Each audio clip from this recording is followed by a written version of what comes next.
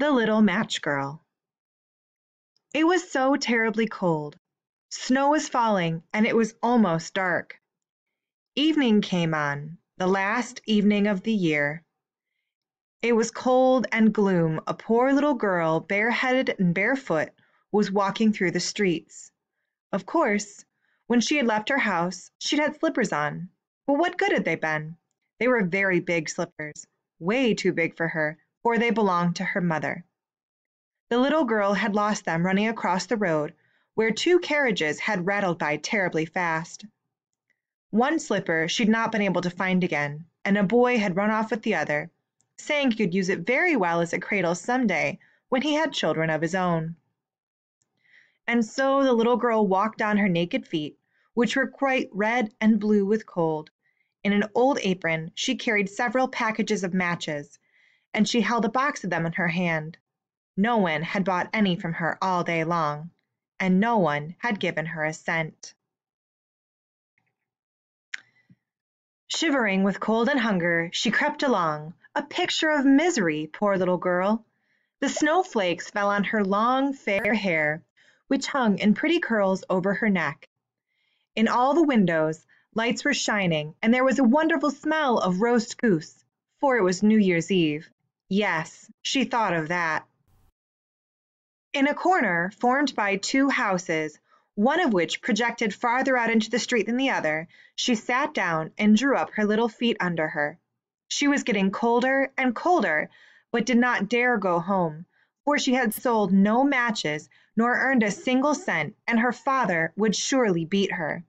Besides, it was cold at home, for they had nothing over them but a roof through which the wind whistled, even though the biggest cracks had been stuffed with straw and rags.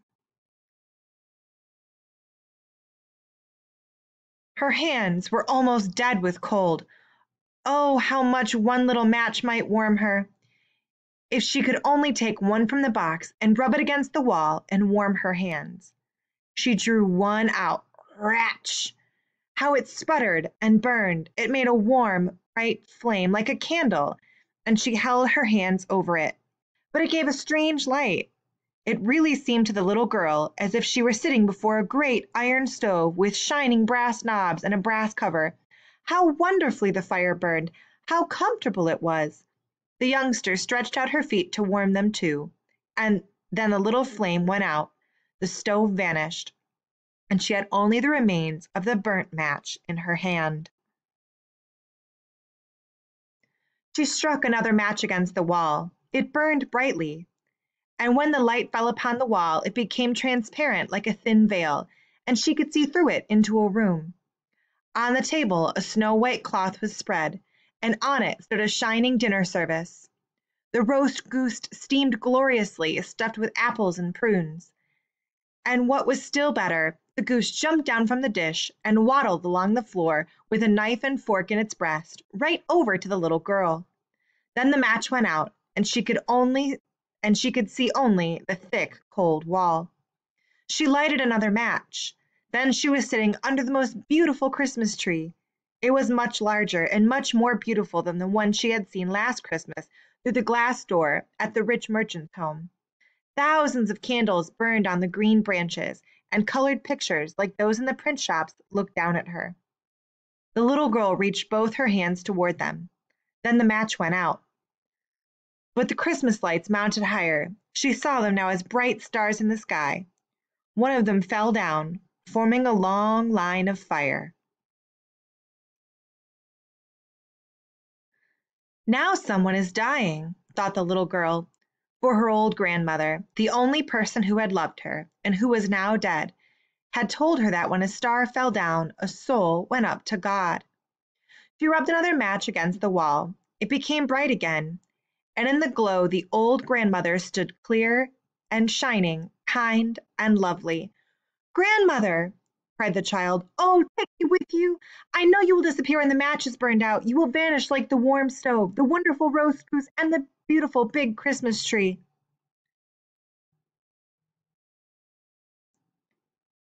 And she quickly struck the whole bundle of matches, for she wished to keep her grandmother with her, and the matches burned with such a glow that it became brighter than daylight. Grandmother had never been so grand and beautiful.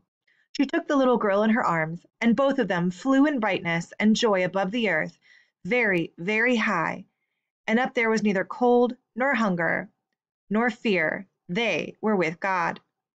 But in the corner, leaning against the wall, sat the little girl with red cheeks and smiling mouth, frozen to death on the last evening of the old year. The New Year's sun rose upon a little pathetic figure. The child sat there, stiff and cold, holding the matches,